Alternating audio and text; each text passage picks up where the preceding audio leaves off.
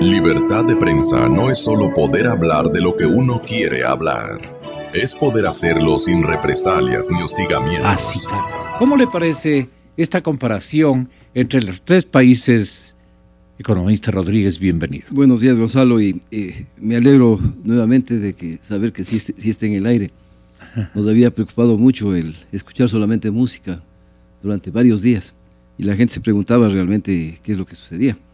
Y aplaudo en definitiva el regreso suyo a un medio tan importante para llevar adelante la contrastación de los temas que normalmente en los medios públicos se dicen en una sola dirección. Yo creo que lo que está pasando realmente con Colombia, la mayor parte de gente solamente lo mide en la medida de que hace viajes y ve que está el 30% más barato, más bien dicho, el 30% del precio de lo que cuesta en el Ecuador, y evidentemente que se ha convertido en una despensa frente a un país que se ha convertido en demasiado caro. Pero la gente se da cuenta de la diferencia de precios, pero no se pregunta el por qué. Y anoche, coincidentalmente, justamente leía que los colombianos decían, en la medida de que el precio del petróleo se mantenga subiendo, era fácil el que ellos no puedan hacer una devaluación monetaria adicional. Recordaremos, ecuatorianos, que el precio del peso colombiano hace poco tiempo estaba en 1.700, 1.800 pesos por cada dólar. Hoy está en alrededor de los 3.000 pesos y subió más de los 3.000 pesos. Y aquí hay que enfrentar también una situación adicional que la gente no conoce. Colombia exportaba, más dicho, produce el doble de petróleo que lo que produce el Ecuador. El Ecuador está en alrededor de los 500.000 barriles diarios, Colombia está en el 1 millón. Sin embargo, ellos no se llaman país petrolero. Entonces, el petróleo en sí mismo a ellos les significó también un poco la estabilidad cambiaria. Una vez que los precios del petróleo se van para abajo en una cantidad bastante voluminosa, es evidente de que Colombia comienza un poco a depreciar su moneda. No son devaluaciones mediante decreto público, pero el tipo de cambio se va apreciando en el transcurso del tiempo, hasta el punto de que manteniendo los precios anteriores y con un dólar diferente, es lógico que el Ecuador con dólares que encima de eso se han sido revalorizados, tiene más capacidad de compra allá adentro. La situación entre Ecuador y Venezuela frente a Colombia es distinta. Mientras Venezuela se muere de hambre, realmente por un gobierno vergonzoso, del cual yo no llego a entender cómo una gran cantidad de gente permite que se viole los derechos ciudadanos en todo sentido. Y cuando no tienen ni siquiera papel higiénico, pues es evidente de que les abren las puertas y salen despavoridos a conseguir algo, incluso los medicamentos. En el Ecuador es distinto porque acá tenemos todo. Sin embargo, se ha convertido en uno de los países más caros de América Latina. Tengo gente que... El Ecuador. Han llegado gente de afuera y realmente me dicen, somos más caros que en los Estados Unidos. Y con un sueldo promedio que significa posiblemente el 10% de lo que tienen países desarrollados y en donde su capacidad de compra es bastante mayor. Pero Cúcuta y Piales están en este momento en su mejor momento de tipo comercial, y por eso la preocupación que tienen las cámaras de Guayaquil, y seguramente usted conoce de este comercio. ¿Cómo atraer al consumidor ecuatoriano a ensamblarse dentro de la situación y también provocar en el consumidor ecuatoriano de alguna manera una búsqueda de equilibrio comercial? Porque de lo contrario lo que están es convirtiéndose en vitrinas de la nación colombiana, y esto no nos va a dar ningún resultado, ¿no? Tenga la gentileza. Gracias por la invitación. Bueno, primero, respecto a la situación de América Latina, solo quería hacer un pequeño comentario.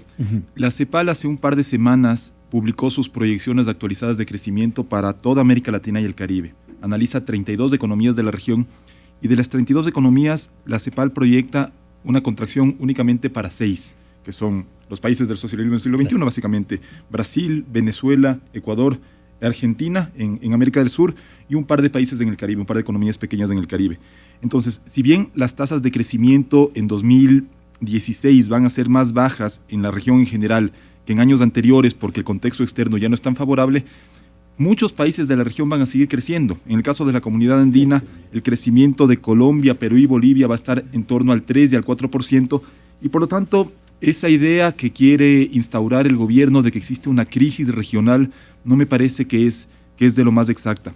Respecto al comportamiento de los consumidores ecuatorianos, ya el economista Rodríguez señaló adecuadamente el tema del tipo de cambio. Obviamente la devaluación, la depreciación, perdón, del peso significó un abaratamiento de Colombia respecto a los productos ecuatorianos, pero en ese punto hay que mencionar algo que también ya adelantó el economista Rodríguez, que es que el Ecuador no es únicamente más caro que los países cuyas monedas se han depreciado, sino también más caro que países que comparten la misma moneda. Es decir, uno va, porque yo también he escuchado comentarios al respecto, de compras a un supermercado en Estados Unidos y la cuenta puede salir la mitad de lo que sale en el Ecuador. Entonces, es poco... No entiendo, no sé cómo se puede pedir al consumidor ecuatoriano que a costa de su bolsillo compre en el país, cuando además el gobierno viene tomando medidas que continúan encareciendo la oferta local. Y acá seguramente Patricio va a estar de acuerdo conmigo en que las salvaguardias constituyen un impuesto enorme al consumo, encarecen en algunos casos hasta el 40% los precios internos frente al exterior, y todo esto en un marco, porque el argumento del gobierno para instaurar las salvaguardias fue que hay que evitar la salida de dólares de la economía. Sin embargo, el mismo gobierno contrató hace poco un crédito al 10,75% que le significa pagar solo por ese crédito intereses anuales de casi 110 millones de dólares que salen de la economía. Entonces, el gobierno está recargando aranceles sobre tasas sobre los consumidores que llegan en este punto hasta el 40%, que estuvieron en el 45%, y él a su vez, como anda necesitado de recursos, contrata créditos carísimos que por su parte también implican una salida de dólares. Es decir, el gobierno no se ajusta, pero está ajustando al consumidor.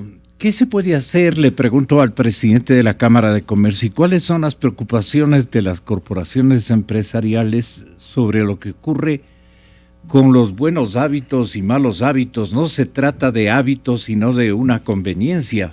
Mire usted que hay distancias récords de doble vía con 5 y 6 kilómetros de autos en lado y lado en el caso de la frontera norte. Y entiendo que Colombia, por el lado también de la frontera norte, sufre igual impacto de demanda. Esa demanda, ¿ustedes la buscan conquistar o no hay cómo? Y entonces, ¿qué reclaman, dirá el gobierno?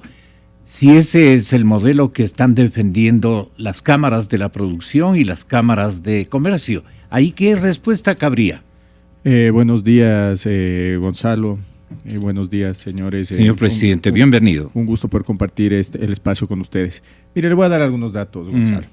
De la Cámara de Comercio, mi colega Harold Delgado, de la Cámara de Comercio de Ipiales, confirma un dato que en agosto del año pasado existían 7.400 locales censados en la ciudad de Ipiales. En agosto de este año existen 7.800 locales censados en la ciudad de Ipiales. ¿Qué sucede en el Ecuador? El año pasado se disolvieron, se liquidaron 1.500 personas, 1.500 compañías, y este año, en lo que va del 2016, del primer semestre, se han liquidado y se han disuelto 6.500 empresas en el Ecuador. Datos de la Superintendencia de Compañías, ¿no?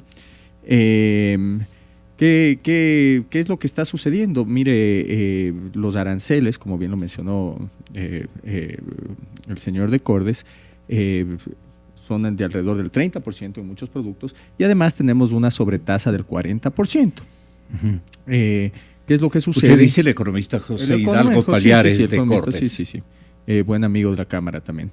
Lo que sucede es que si es que usted tiene productos que cuestan 40% menos en Colombia, útiles escolares inclusive, ¿qué es lo que sucede? La gente el fin de semana sale, el fin de semana pasado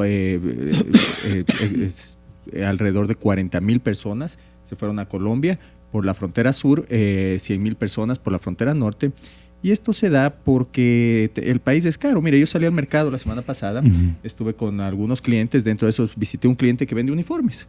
un afiliado de la Cámara. ¿Qué es lo que me dijo? Mire, señor, el año pasado, en julio, ya empezaba la temporada de compras. La semana pasada, entrando en agosto, no vendían, no podían vender. No se acercaba la gente, no hay consumo. ¿Qué es lo que sucede? ¿Qué es lo que sucede? Las ventas están bajando, los márgenes operativos están bajando, los costos se mantienen, las utilidades bajan, la recaudación está bajando. ¿Qué es lo cuál es la cifra? La recaudación ha bajado este año en un 17,5%, alrededor de 1.300 millones, con nuevos impuestos. Está pasando o se toman medidas que no van de acuerdo con la realidad del Ecuador. Se toman medidas que contra la crisis la empeoran. Que es básicamente crear más impuestos donde se generan menos consumos. La gente salía a Colombia cuando el IVA estaba al 12%, no se diga ahora que está al 14%. ¿Qué es lo que sucedería si es que no existirían las tasas que en este momento existen en el Ecuador, las sobretasas? La gente no tendría que subirse al auto e irse a Colombia. Y ahora, como negocios, ¿qué es lo que deben hacer los negocios en este momento? Mire, tenemos que ser más eficientes, tenemos que buscar la salida a esta crisis, no podemos solo lamentarnos. Ya, ¿cómo salimos? Mire, nosotros... Complicadísimo, ¿no? Muy, muy, muy complicado porque... Un asunto de modelos, era el fondo de mi interrogante. Es el modelo, definitivamente. Usted no puede crear más impuestos. Si quiere inyectar plata a la economía, bien lo mencionaba en este momento, si usted en un momento de crisis inyecta plata a la economía, que sea de recursos propios, que vengan de los famosos fonditos y baje impuestos y se empieza a generar más consumo en un país. En este momento, ¿qué es lo que se está haciendo? Nos endeudamos para calentar a la economía y sacamos más dinero al consumidor y de la empresa vía impuestos.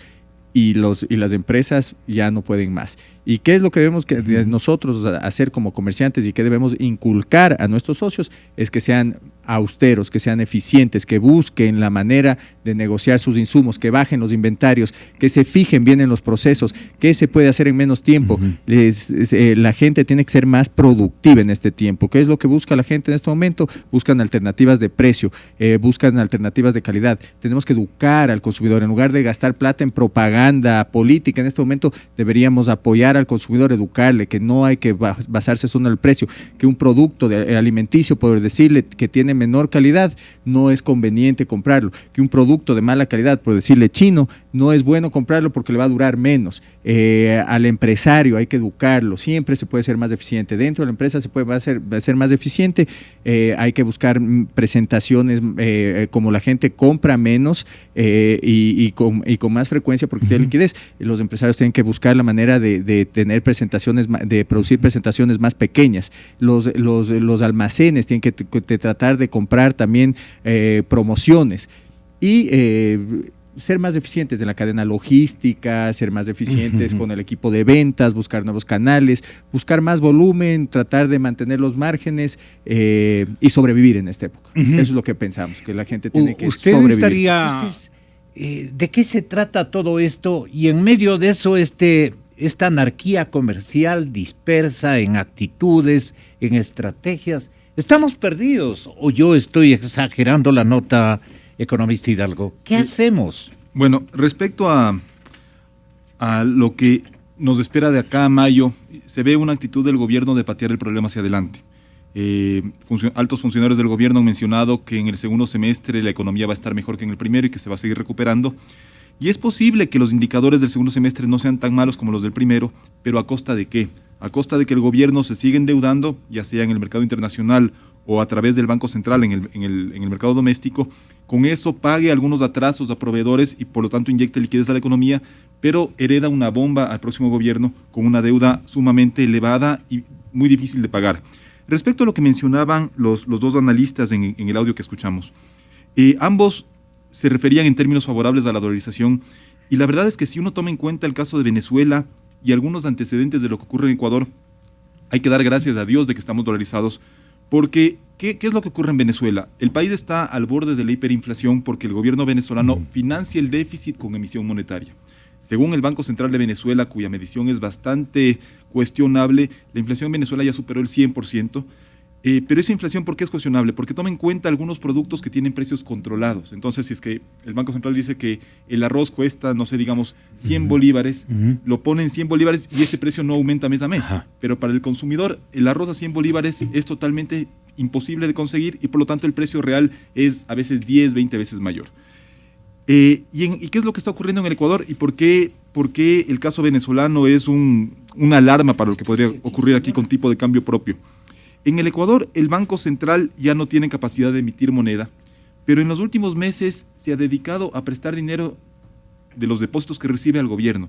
El último dato corresponde al 11 de agosto y señala que el crédito del Banco Central al gobierno es de 3.150 millones de dólares. Es decir, las 3/4 partes de las reservas internacionales o de los activos líquidos del Banco Central los tiene prestados al gobierno. Entonces, si es que el Ecuador tuviera moneda propia, es totalmente plausible creer que el manejo monetario sería similar al de Venezuela.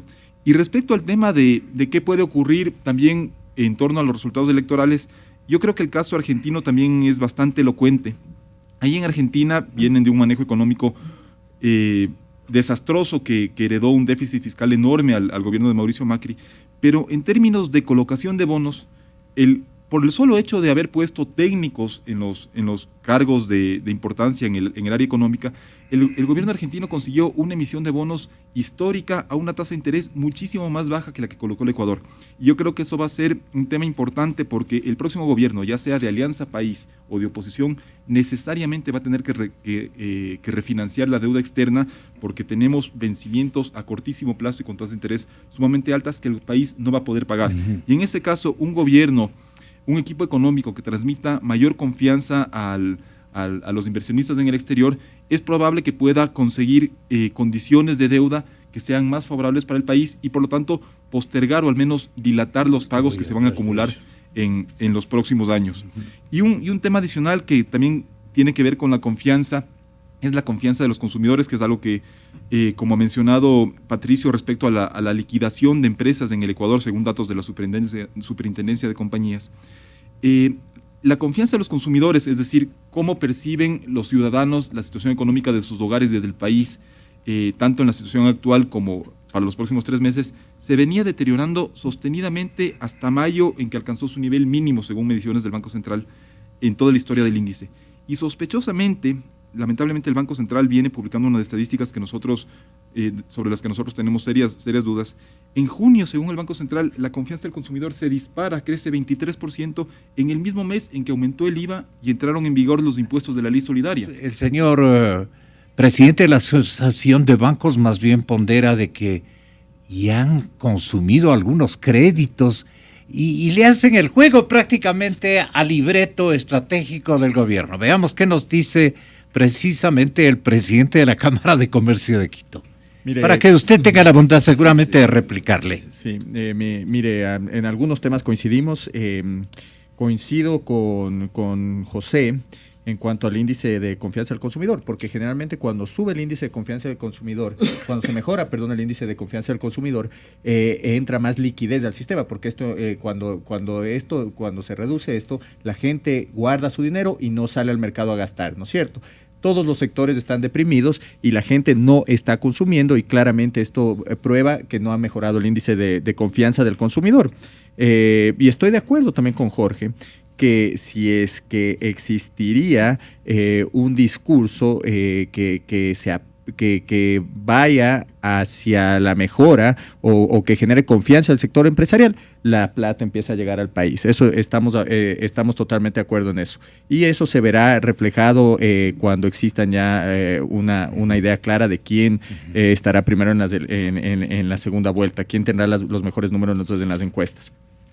También estoy de acuerdo con José en cuanto a los números del crecimiento. El crecimiento del país del año pasado, según el gobierno, creció en un 1%, alrededor de un 1%. 0,3%.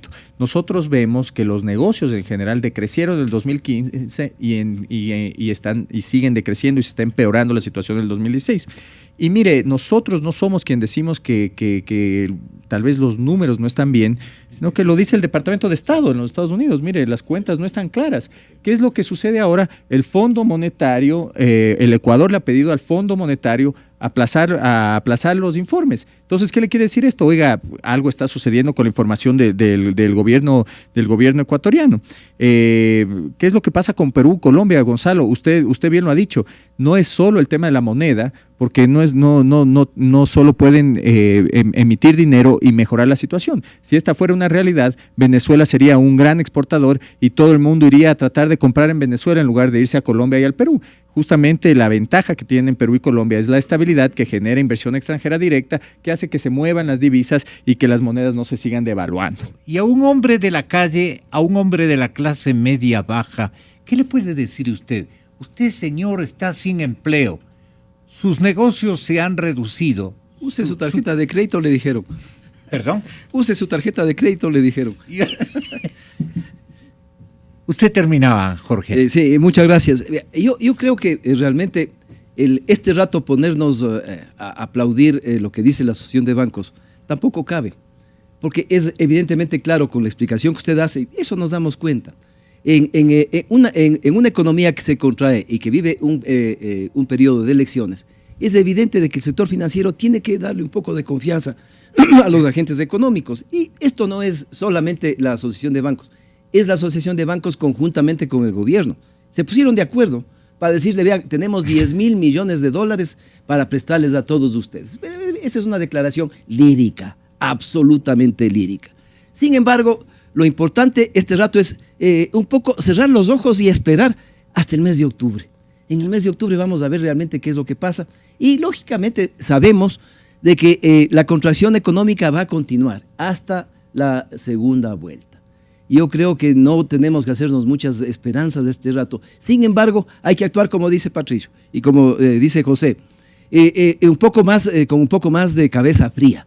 En épocas de esta naturaleza es evidente de que no debemos caer en aquellos peligros que hacen que mucha gente tome decisiones erradas. Pero lo que acaban de describir está pasando en todas las familias del país. Que me digan quién no tiene un crédito este rato con la tarjeta de crédito, quién no tiene un crédito con un banco, quién no tiene un crédito con la familia, porque la familia también le ha prestado un poco de dinero. Y a la larga, el tema es que siguen pasando los días y no podemos realmente visualizar qué es lo que viene en forma inmediata. Perdone, ¿y quedamos a merced de las encuestas políticas electorales? Yo creo que en parte sí. Vea usted, hasta cierto punto los resultados de las últimas encuestas como que le dan un poco de respiro y dicen que vengan rápido las elecciones. Porque quien quiera que venga a la segunda vuelta en contra del candidato del gobierno, quien quiera que sea, va a dar confianza. Porque no va a poder continuar una política económica de similares características en donde las cosas no funcionan. El nuevo presidente de la República tiene que prender el motor del sector privado.